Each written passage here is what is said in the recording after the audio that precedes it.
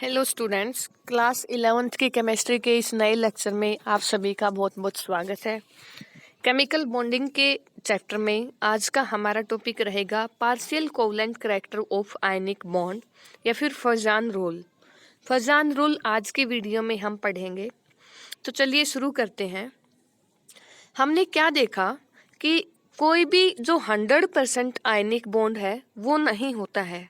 Actually क्या होता है, जो कोई भी आयनिक बॉन्ड होगा उसके अंदर कुछ ना कुछ कोवलेंट करैक्टर होता है, या फिर कोई कोवलेंट बॉन्ड है। जैसे हमने पिछली वीडियो में पढ़ा था, अगर ये मॉलिक्यूल है कोवलेंट मॉलिक्यूल, तो इसके अंदर जो कोवलेंट बॉन्ड है वो कोवलेंट बॉन्ड 100% नहीं होता है, उसके अंदर कुछ ना कुछ आयनिक करैक्टर भी होता है।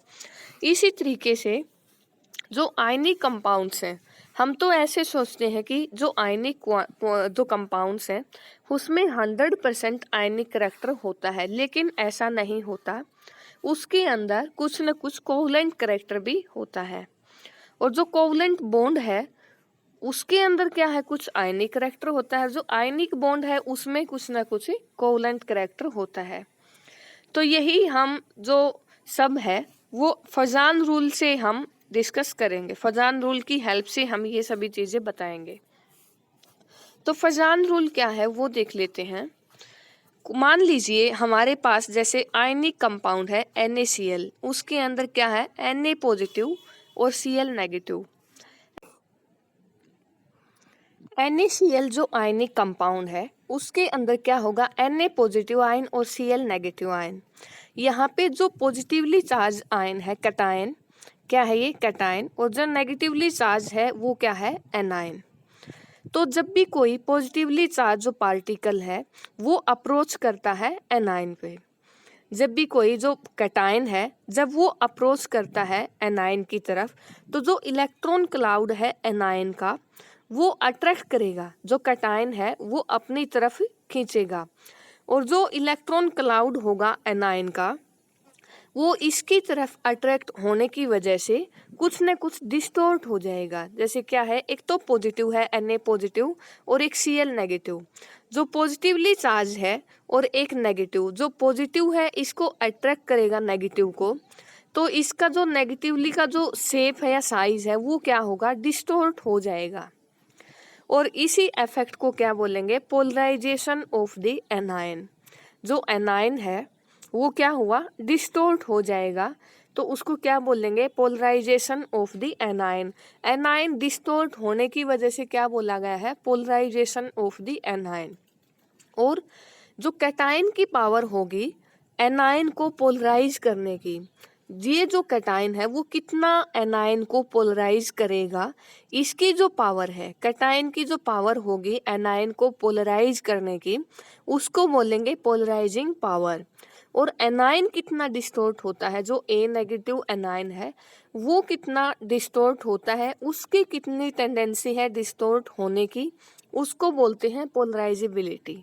सबसे पहले पोलराइजेशन या फिर पोलराइजेशन इफेक्ट, मतलब जब भी कोई कैटायन किसी नेगेटिवली चार्ज एनायन से अप्रोच करता है तो वो क्या करेगा, पॉजिटिव इसको अट्रैक्ट करेगा अपनी तरफ, और ये से अट्रैक्ट करने से जो एनायन का जो स्ट्रक्चर होगा या फिर जो शेप है वो डिस्टोर्ट हो जाएगा। जो इलेक्ट्रॉन क्लाउड हम बोल सकते हैं, इसकी जो इलेक्ट्रॉन डेंसिटी है इलेक्ट्रॉन क्लाउड, वो क्या होगा, डिस्टोर्ट होगा। और उसी इफेक्ट को क्या बोलते हैं, polarisation of the anion. Anion का क्या हुआ, पोलराइजेशन। और जो कैटायन की पावर, कैटायन कितना पोलराइज करता है एनायन को, वो कैटायन की पावर क्या होगी, पोलराइजिंग पावर।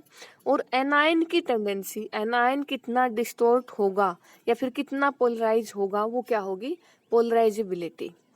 और जितना ज़्यादा पोलराइजेशन होगा उतना ही न्यूट्रलाइजेशन होगा चार्जेस का। क्या होगा, जितना ज़्यादा पोलराइजेशन होगा चार्जेस उतने ही न्यूट्रल हो जाएंगे, जो चार्ज है कैटायन का और जो इलेक्ट्रॉन क्लाउड है एनायन का। और न्यूट्रलाइजेशन होने की वजह से आयनिक करैक्टर कम हो जाएगा। पॉजिटिव नेगेटिव कैंसिल आउट, मतलब न्यूट्रलाइजेशन होगा तो जो आयनिक करैक्टर है वो क्या होगा, डिक्रीज होगा, और कोवलेंट करैक्टर बढ़ जाएगा। जैसे प्रॉपर्टीज है मेल्टिंग पॉइंट या heat of sublimation, solubility in water और नॉन पोलर सॉल्वेंट चेंज रिगार्डिंगली, ये सारी चीजें क्या होंगी, चेंज होंगी। और जो पोलराइजिंग पावर है कैटायन की और जो पोलराइजिबिलिटी है एनायन की, तो उनसे क्या होगा, कोवलेंट बॉन्ड की फॉर्मेशन होगी। जितना ज्यादा डिस्टोर्शन होगा, मतलब जितना ज्यादा पोलराइजेशन और पोलराइजिबिलिटी जितनी ज्यादा होगी, उतना ही कोवलेंट बॉन्ड और कोवलेंट करैक्टर ज्यादा होगा। मतलब ये सभी चीजें किसके फेवर में होंगी, कोवलेंट बॉन्ड के फॉर्मेशन के फेवर में। तो कौन सी चीजें हैं जिससे पोलराइजेशन ज्यादा हो सकता है, किसका पोलराइजेशन ज्यादा होगा, किसकी पोलराइजेबिलिटी पावर ज्यादा होगी। जैसे स्मॉल साइज ऑफ कैटायन, जितना छोटा कैटायन होगा, जितना छोटा कैटायन का साइज होगा, उतनी ही उसकी पोलराइजिंग पावर ज्यादा होगी, उतना ही ज्यादा वो पोलराइज करेगा एनायन को, और जितना पोलराइजेशन होगा उतना ही कोवलेंट करैक्टर बढ़ेगा। तो जो KCl है, पोटेशियम क्लोराइड, जैसे Cl तो है एनायन, Cl नेगेटिव, और K पॉजिटिव कैटायन, तो ये इसका साइज बिल्कुल छोटा होता है, तो इसका कोवलेंट करैक्टर क्या होगा, ज्यादा। सेकेंड है large size of the anion, इसमें क्या बोला, कैटायन का साइज तो छोटा होना चाहिए और एनायन का साइज बड़ा होना चाहिए। ए नेगेटिव बोल सकते हैं या फिर नेगेटिव, कैटायन का साइज छोटा और एनायन का साइज बड़ा। जितना लार्ज साइज होगा एनायन का, उतनी ही पोलराइजिबिलिटी होगी, और पोलराइजिबिलिटी जितनी ज्यादा होगी, कोवलेंट करैक्टर उतना ही बढ़ जाएगा और आयनिक करैक्टर कम होगा। अगर हम lithium iodide, lithium bromide, lithium chloride और लिथियम फ्लोराइड की बात करते हैं, तो किसमें ज्यादा पोलराइजेशन होगा, किसमें ज्यादा कोवलेंट करैक्टर होगा। लिथियम पॉजिटिव है और आई नेगेटिव है, लिथियम आयोडाइड। कैटायन का साइज कैटायन सब में सेम है, लेकिन एनायन का साइज हम देखते हैं, I negative, Br negative, Cl negative, F negative. I negative का साइज सबसे बड़ा, फिर Br नेगेटिव, इस तरीके से फिर Cl नेगेटिव और फिर F नेगेटिव। एनायन का साइज जितना बड़ा, उतना ही ज्यादा पोलराइजेशन होगा, उतना ही ज्यादा कोवलेंट बॉन्ड बनेगा और कोवलेंट करैक्टर ज्यादा होगा। तो कोवलेंट करैक्टर ज्यादा होने की वजह से आयनिक करैक्टर क्या हो जाएगा, कम। इस वजह से जो मेल्टिंग पॉइंट है वो भी क्या होगा, कम, क्योंकि कोवलेंट करैक्टर बढ़ गया। आयनिक बॉन्ड स्ट्रॉन्ग होता है कोवलेंट की बजाय, इसमें कोवलेंट करैक्टर बढ़ गया, और ये किसमें, इसमें आयनिक करैक्टर ज्यादा है। इस वजह से जो मेल्टिंग पॉइंट है इसका ज्यादा होगा, कोवलेंट करैक्टर बढ़ने से आयनिक करैक्टर कम हो गया, और जो मेल्टिंग पॉइंट है वो भी क्या हो गया, कम। थर्ड जो है fact, large charge on the cation और एनायन। कैटायन हो या फिर एनायन, जितना ज्यादा उसके ऊपर चार्ज होगा, जैसे Na पॉजिटिव, Cl नेगेटिव, दोनों के ऊपर 1 यूनिट चार्ज है, एक यूनिट नेगेटिव, एक यूनिट पॉजिटिव। और मैग्नीशियम क्लोराइड में Mg2 पॉजिटिव और 2Cl नेगेटिव, ऐसे है। और एल्यूमिनियम क्लोराइड में Al3 पॉजिटिव चार्ज है और 3Cl नेगेटिव, इस तरीके से। तो जितना लार्ज चार्ज होगा कैटायन और एनायन के ऊपर, जितना ज्यादा चार्ज होगा उतना ही पोलराइजेशन होगा, उतनी ही पोलराइजिबिलिटी होगी। जितना कैटायन के ऊपर ज्यादा चार्ज होगा, पोलराइजिबिलिटी भी उतनी ही ज्यादा होगी और कोवलेंट करैक्टर भी उतना ही ज्यादा होगा। तो Al3 पॉजिटिव है, एल्यूमिनियम के ऊपर ज्यादा चार्ज, मतलब पोलराइजेशन ज्यादा, एनायन की पोलराइजिबिलिटी भी ज्यादा और कोवलेंट करैक्टर भी ज्यादा होगा। लास्ट है electronic configuration of the atom. अगर दो कैटायन है जिसका सेम साइज है और चार्ज भी सेम है, तो हम देखते हैं जो सुडर नोबल गैस कॉन्फ़िगरेशन होगी, जैसे 18 इलेक्ट्रॉन होंगे आउटर मोस्ट सेल में। Pseudo noble gas electronic configuration मतलब एक्चुअली एलिमेंट जो नोबल गैस है वो नहीं है, लेकिन उसकी इलेक्ट्रॉनिक कॉन्फ़िगरेशन किसके जैसी है, नोबल गैसेज के जैसी।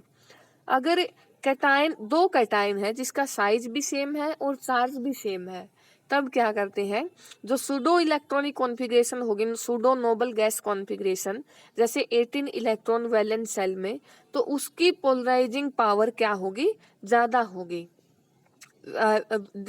with noble gas configuration 8 electron in the valence cell, किसके कंपैरिजन में? एक तो नोबल गैस कॉन्फ़िगरेशन है जिसमें 8 वैलेंस शेल इलेक्ट्रॉन है और एक इलेक्ट्रॉनिक कॉन्फ़िगरेशन है जिसमें 18 वैलेंस शेल इलेक्ट्रॉन है। तो कैटायन दोनों क्या है? सेम है, चार्ज भी सेम है। तो किसकी पोलराइजिंग पावर ज़्यादा होगी? किस कैटायन की? जिसमें 18 इलेक्ट्रॉन है आउटर मोस्ट सेल में, उस कैटायन की पोलराइजिंग पावर क्या होगी? ज़्यादा होगी। और इसी वजह से जो कोवलेंट करैक्टर है वो भी ज़्यादा होगा। और जो CuCl है, कॉपर क्लोराइड और एक सोडियम क्लोराइड है, तो ये जो होगा इसमें वैलेंस शेल में कितने इलेक्ट्रॉन होंगे? 18 electron. Pseudo noble gas configuration होगी कॉपर की, इस वजह से ये क्या है? ज़्यादा कोवलेंट करैक्टर इसके अंदर है। तो गाइज ये था आज का हमारा लेक्चर। आई होप आपको ये अच्छे से समझ आया होगा। सो प्लीज़ चैनल को लाइक, शेयर और सब्सक्राइब ज़रूर कर देना। Thanks for watching.